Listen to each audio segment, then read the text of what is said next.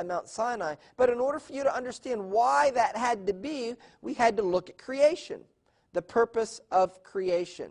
Next, we're going to see that at Mount Sinai, where the people who entered into covenant with the God of Israel was called the house of Jacob, we're going to see the house of Jacob in making this covenant with Jesus the Messiah, that they are regarded as the church. So the church was born at Mount Sinai. In Acts chapter 7, verse 36 and verse 38, it's speaking about the events at Mount Sinai, where it says, He brought them out after that He had showed wonders and signs in the land of Egypt. And then it says, This is He that was in the church in the wilderness. Notice, referring to Mount Sinai, it says the church in the wilderness, with the angel which spoke to him in the Mount Sinai, who received the lively oracles, that is the Torah, to give unto us. Now here in Acts chapter 7 and verse 38, the word church is the Strong's number 1577, and it is the Greek word ecclesia or ecclesia. And the word ecclesia means a called out assembly. Those at Mount Sinai were a called out assembly. They came out of Egypt.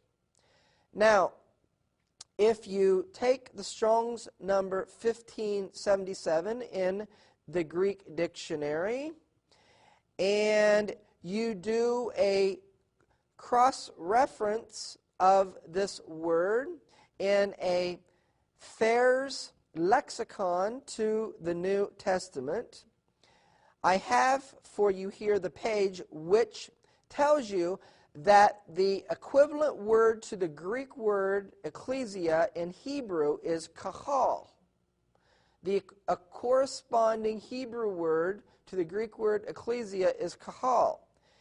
And there are 3 places in the book of Deuteronomy, that is Deuteronomy chapter 9, verse 10, Deuteronomy chapter 10, verse 4, and Deuteronomy chapter 18, verse 16, where the event at Mount Sinai is called the kahal in Hebrew, the day of the kahal, which you would say in Greek, the day of the ecclesia, which has been rendered into English in the New Testament, the day of the church.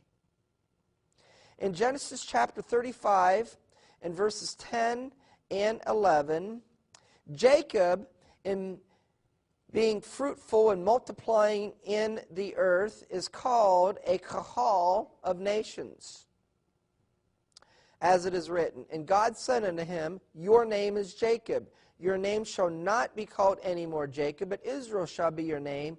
And he called his name Israel. And God said unto him, I am God Almighty. Be fruitful and multiply. A nation, and the King James says, a company of nations. But this word company is the Strong's number 6951. It is the Hebrew word kahal, which is equivalent to the Greek word ecclesia. A church of nations. An assembly of nations shall be of you, and kings shall come out of your loins. In Acts chapter 7, verse 38, it made reference to the church in the wilderness. What was it referring to?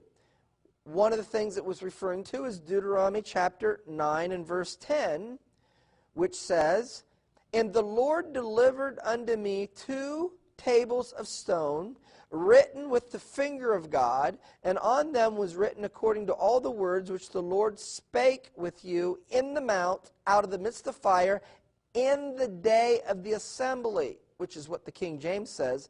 But the word assembly is the Strong's number 6951. It's the Hebrew word kahal, which is equivalent to the Greek word ecclesia. Why did the King James translate kahal as assembly rather than church? It was done for theological reasons, so that you wouldn't think that the church was in the Old Testament, that the church was a part of the New Testament. And so it got translated as assembly rather than church, which is how it gets translated in the New Testament.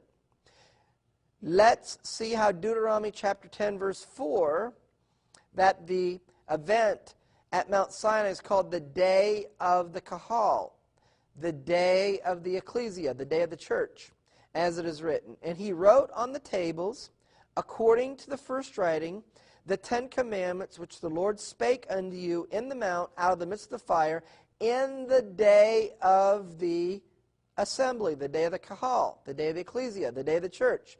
And the Lord gave them unto me. Deuteronomy chapter 18, verse 16.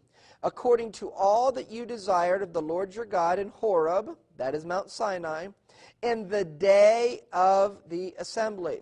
Therefore we are told 3 times in the book of Deuteronomy, those 3 places once again, Deuteronomy chapter 9, verse 10, Deuteronomy chapter 10, verse 4, and Deuteronomy chapter 18, verse 16, that the house of Jacob coming to Mount Sinai, they're regarded as a called out assembly, as a church. Therefore, the church was born at Mount Sinai. It was reborn in Acts chapter 2, because the hearts of the people at Mount Sinai were stony hearts.